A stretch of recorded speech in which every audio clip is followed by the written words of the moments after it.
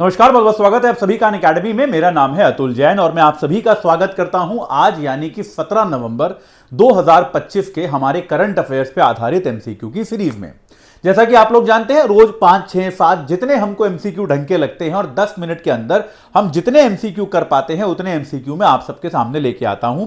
तो भाई आज 17 नवंबर है, आइए जल्दी से आज के एमसीक्यूज पर भी नजर डालते हैं और देखते हैं कि आज हमें कौन से सवाल करने हैं। लेकिन उसके पहले याद रखिए 17 तारीख आज हो गई है, 23 तारीख में केवल 6 दिन बचे हैं और 11 तारीख और 11 बजे और 5 बजे दो बार जो है दिन में क्या होगा, यूपीएससी का सबसे बड़ा स्कॉलरशिप टेस्ट होगा अनअकैडमी द्वारा।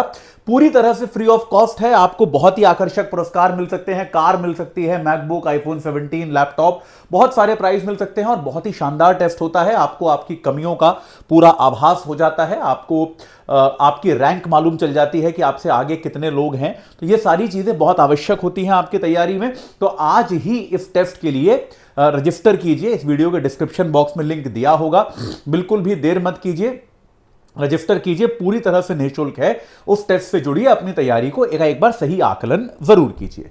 चलिए आज का पहला सवाल, जल्दी से आगे चलते हैं। सेनकाकू द्वीप जो है वो इनमें से कौन से महासागर में स्थित है? ठीक है, प्रशांत महासागर, अटलांटिक महासागर, हिंद महासागर या भूमध्य महासागर। तो सेनकाकू द्वीप जो है वो जापान के अधिकार क्षेत्र में आता है, ताइवान के पास पड़ता है। और अभी हाल ही में ये न्यूज में इसलिए रहा क्योंकि चाइना ने क्या किया, यहां से अपने जहाजों को गुजारा। तो ये चाइना क्या करना चाह रहा है, चाहे आपका ताइवान हो, चाहे आपका जापान हो, इन सभी को एक सामरिक संदेश देना चाह रहा था। चाइना का इरादा क्या था? इन सभी को एक चेतावनी देना, एक सामरिक संदेश देना चाइना का इरादा था। और उस इरादे से अपनी जो एक शक्ति का प्रदर्शन करने के लिए सेनकाकू आइलैंड के बीच में से चाइना ने अपना जहाजी बेड़ा गुजारा। तो यह प्रशांत महासागर में है, आपके पैसिफिक ओशियन में सेनकाकू आइलैंड है। यूपीएससी में ऐसे मैप आधारित सवाल बार बार पूछे जाते हैं, जो चीजें न्यूज में रहती हैं उनके बारे में। यह न्यूज में है तो इसके बारे में आपको यह पता होना चाहिए। चलिए आगे चलते हैं। आपका ये क्या है, लेप्टोस्पिरोसिस यानी कि आपका रैट फीवर जो है, लेप्टोस्पिरोसिस है ये, लेप्टोस्पिरोसिस यानी कि रैट फीवर, इनमें से किस कारण से फैलता है? बहुत ही इंपॉर्टेंट है। अभी हाल ही में एर्नाकुलम डिस्ट्रिक्ट जो है केरल का, वहां पर 2 लोगों की मौत हो गई है, 2 लोग जो है मारे गए हैं इस रैट फीवर के कारण। ये क्यों फैलता है? पीड़ित व्यक्ति के सांस के संपर्क से, जैसे कोविड फैलता था, पीड़ित व्यक्ति के मूत्र या उससे प्रभावित जल या मिट्टी से, पीड़ित व्यक्ति का जूठा भोजन करने से या आनुवांशिक कारण से। यह सांस से फैलने वाली बीमारी नहीं है, जूठे भोजन से भी उतना ज्यादा यह नहीं फैलता। इसके फैलने का प्रमुख कारण जो है वो पीड़ित व्यक्ति का जो मूत्र होता है, उससे जो मिट्टी प्रभावित हो जाती है या उससे जो पानी प्रभावित हो जाता है, उसके संपर्क में आने से यह सबसे ज्यादा फैल रहा है। तो नंबर 2 जो है वो इसका सबसे इंपॉर्टेंट कारण है। केरल में ये एक बार, जैसे केरल में बहुत तरह की महामारियां फैलती रहती हैं, वैसे ही आपका ये रैट फीवर की महामारी अब केरल में फैल रही है। एर्नाकुलम में 2 लोगों की मौत इससे हो गई है। भारत की पहली एआई यूनिवर्सिटी किस शहर में है? ये डायरेक्टली आज न्यूज में नहीं था, लेकिन इससे जुड़ी एक चीज न्यूज में थी। न्यूज में क्या था कि आंध्र प्रदेश के जो मुख्यमंत्री हैं चंद्रबाबू नायडू, वो एक एलजी कंपनी जो है उसको रीच आउट कर रहे हैं कि वो आंध्र प्रदेश में एक पूरी जो है एआई पे आधारित यूनिवर्सिटी खोलें। तो मुझे लगा ये पूछा जाना चाहिए कि भारत में पहली डेडिकेटेड एआई यूनिवर्सिटी जो केवल एआई पढ़ाती है वो कहां पर है? उन्नाव, करजत, चित्तूर या एर्नाकुलम? आप कहेंगे तो बड़े छोटे छोटे शहर हैं सर, लेकिन सही जवाब यह है कि ये करजत में है। यहां मुंबई के पास, करीब मुंबई से 90-100 किलोमीटर दूर महाराष्ट्र में करजत नाम की जगह है। वहां पर एक प्राइवेट यूनिवर्सिटी है जो कि पूरी तरह से एआई पढ़ाती है। यह आपका करजत में है। उत्तर प्रदेश के उन्नाव में भी चंडीगढ़ यूनिवर्सिटी का एक एआई ऑगमेंटेड कैंपस खुला है। तो उन्नाव में भी एआई बेस्ड यूनिवर्सिटी है, लेकिन भारत की पहली टोटली डेडिकेटेड एआई यूनिवर्सिटी जो है वो कहां पर है? वो महाराष्ट्र में करजत में है। यह बात याद रखिएगा, ठीक है।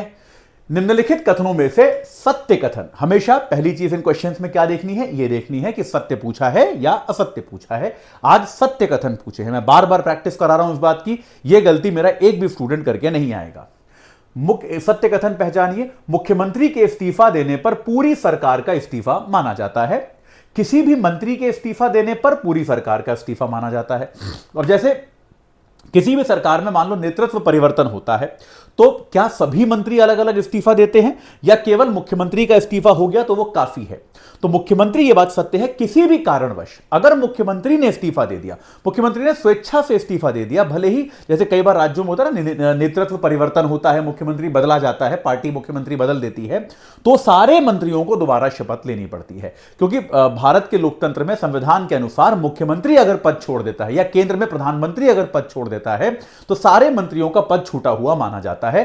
तो पहला कथन सत्य है, किसी मंत्री के इस्तीफा देने पर पूरी सरकार का इस्तीफा, यह बात सही नहीं है। ऑब्वियसली अगर मान लीजिए नरेंद्र मोदी साहब किसी एक मंत्री को हटा के उस दूसरे मंत्री को रखें तो पूरी सरकार का इस्तीफा नहीं होगा। तो पहला कथन सत्य है, ए इसका सही जवाब हो गया। दूसरा कथन इसमें सत्य नहीं है। ठीक है जी, आगे चलते हैं। इनमें से किस देश में अंतर्राष्ट्रीय अपराध ट्राइब्यूनल एक पूर्व शासक के विरुद्ध सुनवाई कर रहा है? तो एक पूर्व, बांग्लादेश, श्रीलंका, मिस्र या सीरिया? तो बांग्लादेश में इसका सही जवाब यह है। बहुत ज्यादा इस समय तनाव की स्थिति है, दंगा फसाद होने के आसार हैं, भारी सुरक्षा की गई है। इनफैक्ट भारत और बांग्लादेश की सीमा पर भी भारत सरकार ने सुरक्षा के कड़े इंतजाम किए हैं, क्योंकि एक इंटरनेशनल क्राइम ट्राइब्यूनल, जिसको आईसीटी कहा जा रहा है, इंटरनेशनल क्राइम ट्राइब्यूनल, यह क्या कर रहा है? बांग्लादेश में पूर्व प्रधानमंत्री जो है वहां की शेख हसीना, उनके खिलाफ वॉर क्राइम्स की सुनवाई कर रहा है कि किस तरह से शेख हसीना ने प्रदर्शनकारियों पर बल प्रयोग किया था जिसमें काफी लोगों की मौत हुई थी। इसको वॉर क्राइम का दर्जा दिया जा रहा है और इस वॉर क्राइम की सुनवाई जो है शेख हसीना के खिलाफ करवाई जा रही है। ये एक प्रोसेस जो है ये कर रहे हैं। तो बांग्लादेश में जो है इसका प्रभाव आपको पड़ता हुआ नजर आ सकता है। ठीक है, तो इसके कारण जो है एक सुरक्षा की व्यवस्था बांग्लादेश के बॉर्डर पे भारत ने भी कड़ी की है, भारत ने भी कठोर सुरक्षा की है। हरिकेन मेलिसा से सर्वाधिक प्रभावित दो देश कौन से हैं? भाई कौन से दो ऐसे देश हैं जिन पे अभी हाल ही में हरिकेन मेलिसा आया था, जो कि आपका अटलांटिक के आपके पश्चिमी भाग में गया था? तो भाई कौन कौन से दो देश सबसे ज्यादा प्रभावित हुए थे? अमेरिका और क्यूबा, क्यूबा और हैती, हैती और जमैका, जमैका और अमेरिका। चारों प्रभावित हुए थे। आपको चार नाम दिख रहे हैं, अमेरिका, क्यूबा, हैती और जमैका, चारों प्रभावित हुए थे। आमतौर पर होता क्या है, जहां पर कोई बहुत बड़ा देश प्रभावित होता है, हर कोई उस बड़े देश की चर्चा करता है, हर कोई चर्चा करता है कि भाई बड़ा देश कैसे प्रभावित हुआ था, उसमें क्या असर पड़ा, वगैरह वगैरह। लेकिन कई बार छोटे देशों पर ज्यादा इंपैक्ट पड़ता है। जैसे आप देखेंगे तो इसमें हैती और जमैका, इन दोनों देशों पर सबसे ज्यादा प्रभाव पड़ा था। सबसे ज्यादा लोग घायल यहां पर हुए, सबसे ज्यादा लोग मारे यहां पर गए और सबसे ज्यादा लोग मिसिंग भी इन दो देशों में हैं। तो हैती और जमैका जो दो देश हैं, इन पर सबसे ज्यादा प्रभाव पड़ा था मेलिसा नाम के इस हरिकेन का। 2025 का बुकर पुरस्कार इनमें से किसको मिला? अनीता देसाई, डेविड सजाले, समैंथा हार्वी या हान कांग? तो इनमें से डेविड सजाले को उनकी जो पुस्तक है फ्लैश, उनकी पुस्तक फ्लैश के लिए उनको बुकर प्राइज मिला था। अनीता देसाई को बुकर प्राइज पहले मिल चुका है, समांथा हार्वी को जहां तक मुझे याद है पिछले साल मिला था, और हान कांग को साहित्य का नोबेल पुरस्कार मिला था। तो ये कुछ सभी पुरस्कार विजेता लेखिकाएं हैं और लेखक हैं। लेकिन 2025 का जो आपका बुकर प्राइज है, जो कि साहित्य के जगत का सबसे बड़ा पुरस्कार माना जाता है, वो डेविड सजाले को मिला उनकी बुक द फ्लैश के कारण। उनकी किताब द फ्लैश को सम्मानित किया गया। ठीक है, चलिए साहब, तो आज के लिए इतना ही। यही आज के एमसीक्यू थे। एक बार फिर आपको याद दिला दूं, 23 तारीख को, 17 तारीख आज हो गई, 23 तारीख को सुबह 11 बजे, शाम को 5 बजे क्या होने वाला है? अनअकैडमी का स्कॉलरशिप टेस्ट होने वाला है। हर एक सीरियस एस्पिरेंट उसके लिए रजिस्टर करेगा, उसको देगा, और उसका स्कोर कार्ड जब एक बार हो जाएगा तो कृपया मेरे को अपना स्कोर कार्ड भेजिएगा। मुझे आपको कोई सुझाव देना होगा तो मैं उसके आधार पर जरूर दूंगा, लेकिन सबको उसके लिए रजिस्टर करना है। इसमें कोई कोताही नहीं बरतिए, इसमें कोई संकोच मत कीजिए। खराब तैयारी है तो भी टेस्ट दीजिए। मतलब खराब तैयारी को सही करने का तरीका ही यह होता है कि टेस्ट दिया जाए और उसके आधार पर अपनी तैयारी को आंका जाए, जांचा जाए कि भाई उसमें कितना काम और करने की जरूरत है।